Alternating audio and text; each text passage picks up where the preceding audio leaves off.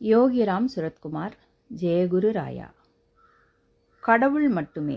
பாகம் 1 இன்று நாம் பார்க்க இருக்கும் தலைப்பு பயணங்கள் முடியவில்லை. 1947 தொடரை தொடர்ந்து காண்போம். பப்பா ராமதாஸ் சந்நியாசம் பெற்று 1947 ஆண்டுடன் 25 ஆண்டுகள் ஆயிற்று. இதனை ஆனந்த ஆசிரமத்தில் வெகு விமர்சையாக கொண்டாடுவார்கள். அப்போது ராமதாஸின் பெயரும் புகழும் நன்கு பரவி இருந்தது. இந்தியாவின் பல பகுதிகளிலிருந்து ஆண்களும் பெண்களும் அவரை தரிசனம் செய்ய வருவார்கள். பக்தியுடன் அவரை தரிசிப்பார்கள். திருவண்ணாமலையிலிருந்து காஞ்சன்காட்டுக்கு ரயிலில் வந்த ராம் சுரத்குமார் ரயில்வே ஸ்டேஷனிலிருந்து 2.5 மைல் தொலைவில் இருக்கும் ஆசிரமத்திற்கு நடந்தேதான் சென்றிருக்க வேண்டும். 1948 ஆனந்த ஆசிரமத்திற்கு வந்த ஒரு பக்தை ரயில்வே ஸ்டேஷனிலிருந்து ஆசிரமத்திற்கு தான் வந்த பாதையை வர்ணிக்கிறார். கிருஷ்ணா ஆர் ஹால்திபூர் என்ற அந்த பக்தை, அங்கிருந்து நாங்கள் ஒரு ஜட்காவில் ஏறினோம். மேடு பள்ளங்கள் நிறைந்த தெருக்களில் அந்த ஜட்கா எங்களை குலுக்கி எடுத்து விட்டது. வழியில் தென்னை மரங்களும் காணப்பட்டன. நாங்கள் பஞ்சவடியை அடைய மாலை ஆகிவிட்டது. பஞ்சவடி என்பது 5 மரங்கள் சுற்றியிருக்கும் ஒரு கூடம். இங்குதான் பப்பா ராமதாஸ் தனது பக்தர்களுக்கு தரிசனம் அளிப்பார். அங்கு எங்களுக்காக காத்திருந்த பப்பா எங்களை பெருமகிழ்ச்சியுடன் வரவேற்றார் என்று எழுதியிருக்கிறார். இந்த இடத்திற்குத்தான் ரம்யமான சூழலில் கடுமையான பாதையை கடந்து ராம் சுரத்குமார் சென்றிருக்கிறார். புன் சிரிப்புடனான பப்பா ராமதாஸை ராம் சுரத்குமார் இங்குதான் முதலில் பார்த்திருக்க வேண்டும். அவர் அங்கு கூடியிருந்த பக்தர்களுடன் சேர்ந்து கொண்டார். பப்பா என்று அன்போடு அழைக்கப்படும் ராமதாஸ் அந்த 5 மரங்களின் நிழலில் தான் அமர்ந்திருப்பார். வந்திருக்கும் பக்தர்கள் தங்களது குருவுக்கு சேவை செய்பவர்கள். அனைவரையும் ராம் சுரத்குமார் கவனித்தார். மிக்க தூய்மையாக பளிச்சென்று இருந்த பப்பா ராமதாஸின் உடைகள் ராம் சுரத்குமாரை பெரிதும் கவர்ந்தன. பப்பாவை சுற்றி எப்போதும் சிரிப்பும் கலகலப்பும் இருக்கும். வந்திருப்பவர்களிடம் அல்லது அவரது சீடர்களிடம் ஏதாவது நகைச்சுவையாக பேசிக்கொண்டிருப்பார் அல்லது செய்தித்தாளை படித்து கொண்டிருப்பார். கோடைக்காலமாக இருந்தால் அப்போது ஏதாவது ஒரு குழந்தை அவருக்கு விசிறி கொண்டிருக்கும். மரங்கள் அடர்ந்து இருப்பதால் கொசுக்களிலிருந்து அவரை பாதுகாக்கவும் விசிறுவார்கள். மற்றொரு சீடர் அவரது காலை பிடித்து விட்டு கொண்டு இருப்பார். பப்பாவுக்கு முழங்கால் வலி உண்டு. அத்துடன் அவர் கால்கள் அடிக்கடி வீங்கிக் கொள்ளும்.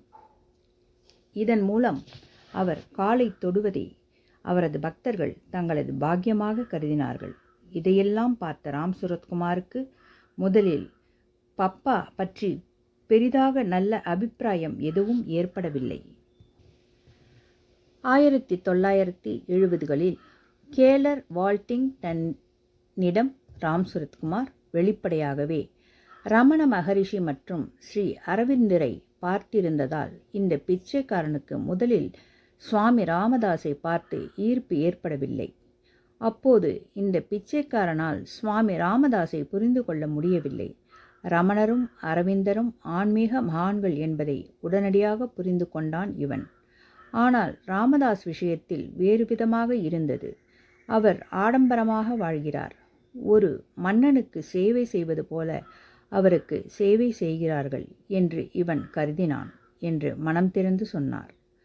உண்மையில் காஞ்சன்காட்டை விட அரவிந்தரும் அன்னையும் வாழ்ந்த பாண்டிச்சேரிதான் அதிக ஆடம்பரமானதாக இருந்தது. ஆனால் பெரும் தீர்க்கதரிசியான அரவிந்தருடன் மற்ற சீடர்கள் எப்படி பேசினார்கள் என்பதை ராம் சுரத்குமார் பார்த்ததில்லை. மேலும் இந்தியா விடுதலை பெற்ற 1947 ஆண்டில் அந்த தேசபக்த ஞானி ஏற்கனவே புகழ் பெற்றவராக இருந்தார். அவரை பார்ப்பதற்கு முன்பாகவே அவரை பற்றி ராம் சுரத்குமார் நிறைய அறிந்திருந்தார். ஆனால் ராம் சுரத்குமாரை பொறுத்தவரை பப்பா ராமதாஸ் அவருக்கு புதியவர். அவரை பற்றி அவருக்கு எதுவும் தெரியாது. அத்துடன் ராம் சுரத்குமார் திருவண்ணாமலையிலிருந்து காஞ்சன்காடு வந்தார். அருணாச்சல மலையின் எளிமையான வடிவமான ரமண மகரிஷியை சந்தித்தார். ரமண மகரிஷி பேச மாட்டார். ஆனால் அவரை பார்க்கும்போது ஏற்படும் ஆன்மீக அதிர்வலைகள் வலுவானவை. ராம் சுரத்குமாரே திருவண்ணாமலைக்கு அடுத்த முறை பயணம் செய்து வந்தபோது இதனை குறிப்பிட்டிருக்கிறார். ரமணரின்படி தனியாக சுயம் என்று ஒன்று இல்லை. அதனால் கஷ்டப்பட யாரும் இல்லை. அதனால்தான் பார்வையாளர்களின் கேள்விகளுக்கு அவர் அளிக்கும் பதிலில் இந்த அத்வைத விழிப்புணர்வு பிரதிபலிக்கும்.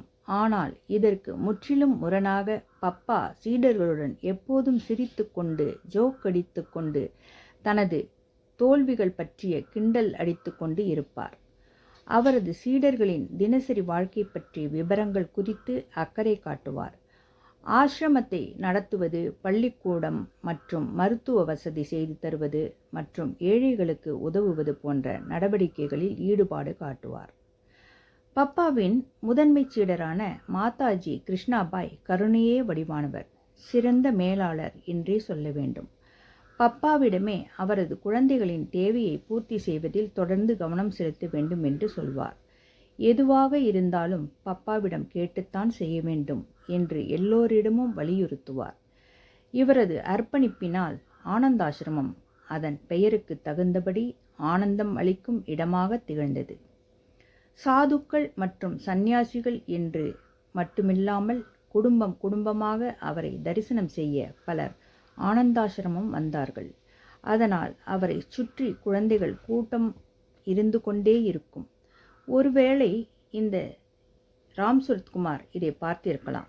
ஒரு தீவிரமான ஆன்மீக தேடலில் இருக்கும் ஒருவருக்கு, பல ஞானிகளை சந்தித்தவருக்கு இதை பார்த்ததும் முதலில் அவர் மீது ஈர்ப்பு இல்லாமல் போகும் சாத்தியம் இருக்கிறது. இப்படித்தான் எனக்கும் அமைந்தது. என்னுடைய குருவான லீலோ சோவிக்கை முதலில் பார்த்தபோது எனக்கு அபிப்பிராயம் எதுவும் ஏற்படவில்லை. அவரை தரிசிக்க சென்றபோது அங்கு ஒரு புனிதமான வழிபாட்டை நான் எதிர்பார்த்திருந்தேன். இதன் தொடர்ச்சியை நாளை தொடர்ந்து காணலாம்.